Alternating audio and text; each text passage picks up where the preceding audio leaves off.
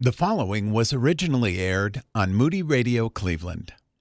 If you read the fine print under Mornings with Brian, it says in very small letters, actually the Nancy Kane Show, because I quote her so often. Nancy Kane is the program director for the Caritas Center for Christian Spiritual Formation, author, speaker, counselor, and retired professor from Moody Bible Institute. Welcome back, Nancy Kane. Nice to be with you guys. It's actually kind of a funny routine now that occasionally Ron will be like, oh, here we go. Nancy Kane quote. It's Nancy Kane Show. Thanks, Ron. You're welcome.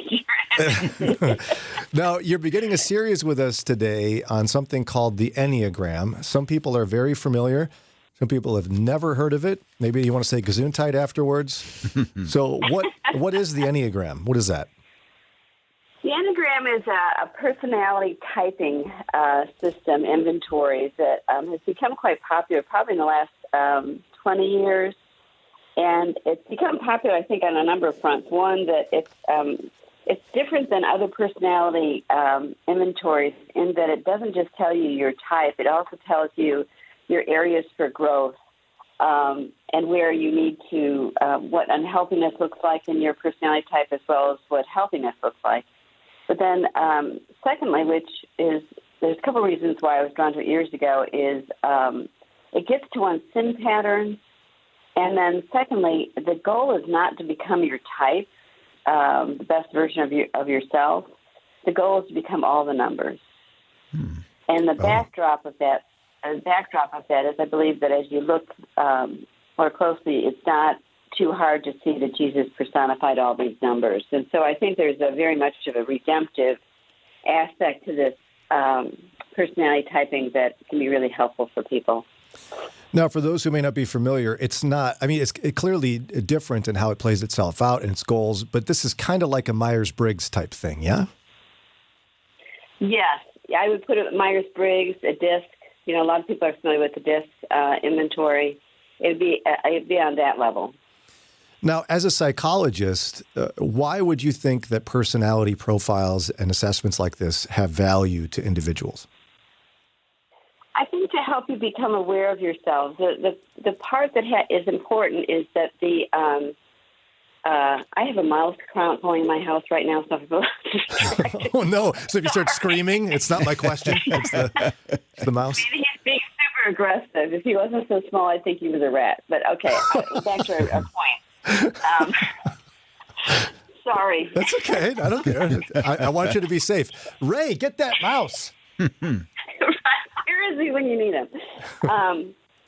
So back to what can be helpful is a lot of people don't know, are not aware of their blind spots, not aware of the things that they do that others might be aware of that they're not. And so I think this type of inventory can help you see more of what drives you in your life and what can be problematic, but also what can be your best qualities that you bring to the world that other people are blind spots. But Nancy, I'm a Christian. I know I'm a sinner saved by grace. What do you mean blind spots? Right. You're also a sinner redeemed by grace and constantly being redeemed. So that's the other part of the story is that we forget that we're, as the late Tim Keller always said, is that you're more loved than you ever could imagine. You're more depraved than you ever could imagine. And I think that second part is the part that gets us all in trouble, is that we don't want to look at where we're still needing to be redeemed, where are areas that are not Christ-like, that God is always inviting us into wholeness. Yeah, you know, what's interesting to me is I've been going through your spiritual formation program. That seems to be one of the core things there is you and Ray, with things like the Enneagram and other items from psychology and Scripture, you're helping people identify their blind spots so they can get closer to Jesus, yeah? Right, because we'll keep playing out the same patterns of dysfunction until we realize their effects on ourselves, the effects on other people, as well as the inconsistency it has to becoming like Christ. We're to imitate Christ. We're to become like him. And so we have to keep coming up against his standard of what wholeness, healthiness, and holiness looks like. Now, our new teammate here, Daria, mentioned yesterday, and she's totally right, there are groups of Christians who would be shocked that you'd be willing to use the Enneagram because it's so evil or something. I mean, what can you speak to people who are worried about the Enneagram? Yeah, there's a lot of speculation. It's in terms of its roots. From my research, it seems like the closest I can get to where it came from was early, like the 4th, 5th century of the early church fathers and mothers. Other people say it came earlier than that, like from Plato and Socrates. Some attribute it to some other religious traditions. But I don't, for me, the point is it can be helpful in my own redemption. And is there truth here? Like if you look at the different types, you can easily draw the virtues and vices qualities in each of these types. And so for me, it's a very easy application to my spiritual life. The downside is, and as you know, we only do one lecture of all the many lectures we do, we only do one on the Enneagram in the program because I don't want people to carry it as the end all. It's not the end all. Christ is the end all. Christ is our focus. And just because there's an inventory that might tell you a lot about yourself, it's always a conduit to the larger intimacy with Christ and becoming like him. Yeah, because I'd imagine you've seen people who get borderline, if not actually obsessed with themselves in light of the Enneagram assessment. Oh, yeah, there's podcasts on the Enneagram. There's people being trained in the Enneagram just once they discover it, they want to become a trainer on it. And what I tell people in the program is those people that ask me about this, I said, you're not going to walk into eternity with your Enneagram number on your head. Like the Lord's not going to welcome you home saying, hi, number one. Good. We need more of you guys. Right. He's going to welcome you home by your name. He's going to know you by your who you are as a person. And so we can't get distracted into typing, as well as the other downside of that can be we can get narcissistically absorbed with who the test thinks we are. As with any test, we can become hyper-focused, and then we'll walk around and then see people not through the lens of who they are, but through their number typing. Yeah, and we certainly don't want to do that. Can you give us just kind of a snapshot of the types in this particular personality system? Yes, I'm glad to. There are 9 types, and the way they profile it, like with other inventories, is they profile it as a circle. So at the top of the circle is the 8, which is the challenger. Then you have the 9, which is the peacemaker. 1, the reformer. 2, the helper. 3, the achiever. 4, the artist. 5, the investigator. 6, the loyalist. And 7, the enthusiast. And these 9 are clustered into triads of the 8-9-1, the 2-3-4, the 5-6, and 7. And so because each of those clusters have their own unique disposition with each other, that they're clustered together. Now, our team behind the scenes has all talked about the fact that we're going to be, those of us who haven't, will be taking the assessment. Mm-hmm. Ron, you said you know yours, right? Remember, what's your number? I'm a 6, 9, and 2. Those are my top 3. We have 3 of us have the best one, Nancy. 3 of us are 6s. Well, you're probably, how many points off are you between the 3?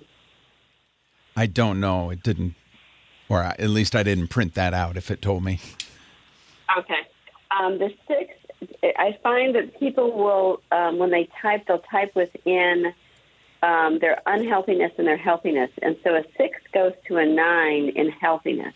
So if you're a 6, a couple things. The 6s are the best ones. Not only are they they're the best ones, but not only they're incredibly loyal. They love being a part of and in the kind of the web and thread of groups. But they can also struggle with anxiety. So the backdrop of a 6 is kind of a constant hum in their brains of what if.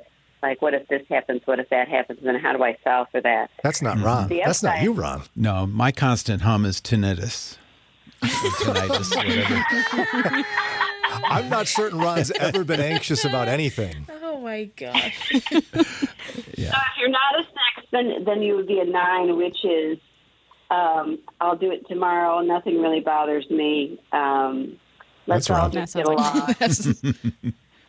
But the 9s will go to a 6 if in unhealthiness, meaning that you'll start to become more anxious and want to shut down. So your struggle will be in 9s have to wake up in the sense that they're always kind of asleep at the wheel with solving for peace. And so to other people, they'll appear like they're shut down and disengaged. Mm. And so they have to go to a 3. But this is where the beauty of the Enneagram is that all the numbers kind of interface with each other. They have to go through a 3 to wake up, achieve, accomplish things in the world, know their calling, and then in haste, so to speak, pursue it.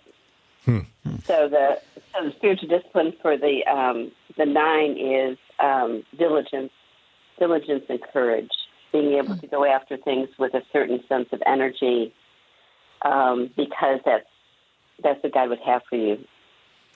Now, Lauren and I are both 6s. Now, Lauren, do you have that constant hum of anxiety like I do? Oh, yeah. You do? Yeah.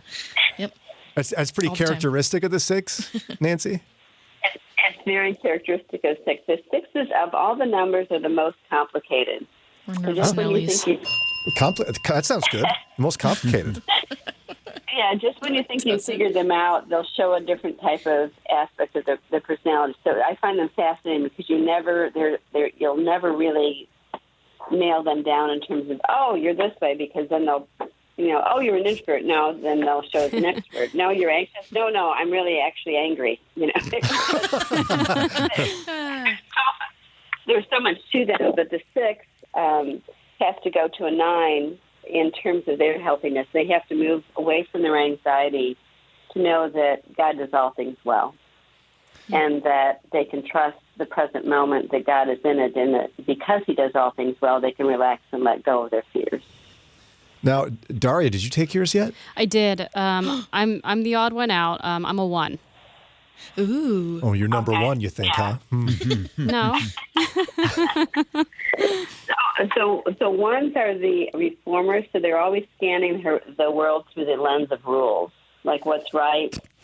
And they also are very hard on themselves because they tend to want to do the right thing, be the right person, have the right response. And so they're always kind of course-correcting their internal world so that they can make sure that they're right and good and doing the just thing. Their movement is to a 7, which is letting go of all the rules to know that grace is there for you and that you can step into joy. You can relax and have fun. You can celebrate. You can look at the world not necessarily through the rules all the time, but through the lens of all the gifts that God's bringing that you can celebrate. Dang, way to call me out, Nancy. Well, and I'd encourage all of you listening, because what we're going to do with Nancy in the series is we're going to be going through each of these at length to try to understand each other and ourselves a little bit better through the Enneagram test. There's free assessments online. You can go check them out. I would encourage you to do that so that when you're listening into this, you can figure out some of the responses for yourself and some of the areas of growth and for others around you. And we'll be doing that in the coming weeks. Now, before I forget, I don't want to miss a chance to do this. This is, again, only a small, teeny portion of, but certainly part of the Spiritual Formation Certificate Program that Nancy and Ray Kane do at the Caritas Center. I'm in the midst of their Spiritual Formation Program. And I would really encourage you, if you're looking for that, maybe you feel stuck in your faith or you want to grow closer to Jesus, maybe work on those blind spots so you can love him more deeply. This is a wonderful opportunity to do it. Go to thecaritascenter.com. And Nancy, if I remember correctly, you're not changing the idea that it's a lot of it's independent work, right? You're only traveling to the Chicagoland area a couple of times through the process, right? Right. It's 4 retreats. It's 8 retreats over 2 years that are spread out really once every season. The best way to put it. So there's one in October. The next one would be in January, I think. The next one in the spring, late summer. So again, once every season you go to Chicago, and we're not too far from the airport. And for people that travel, because we get a lot of people across the country, the travel. They'll meet at the airport and then take an Uber together to the retreat center. So it's an easy do in terms of getting to us.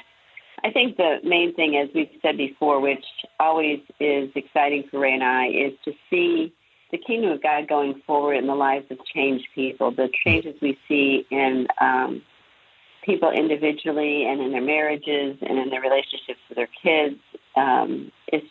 It's just stunning, and it really gives us such hope that this is the kingdom of God continues to go on one person at a time. Yes. Again, the CaritasCenter.com. Caritas is Caritas, the CaritasCenter.com for more information on that 2-year program. Nancy Kane, as always, we're grateful for your time, and we'll look forward to the next part of the series. Which number are we starting with? We're going to start with number 8. Number 8. Challenger. So all those people that test at the 8, we'll start with you guys because you're so very special. And one other thing, I found the best inventory, the most accurate one, is the EnneagramInstitute.com, and I just sent you the text on that. There's lots of inventories out there, but the Enneagram Institute is probably the best. One other thing to mention is that once you do your numbers, check with people close to you and pass it across to them to see what they think, because originally it was designed to be discerned in the context of relationship and community, not as an inventory. Ah, good. And Daria, can you get some of this stuff posted up on social for us so folks can find it? I'm on it. Excellent. Thank you so much. Nancy, we love you, and we'll look at number 8 with you coming up here the next time. It'll be great fun. Looking forward to it. The preceding audio was originally aired on Moody Radio Cleveland. You can listen live at 103.3 FM in the greater Cleveland area, or download the Moody Radio app and search for Moody Radio Cleveland.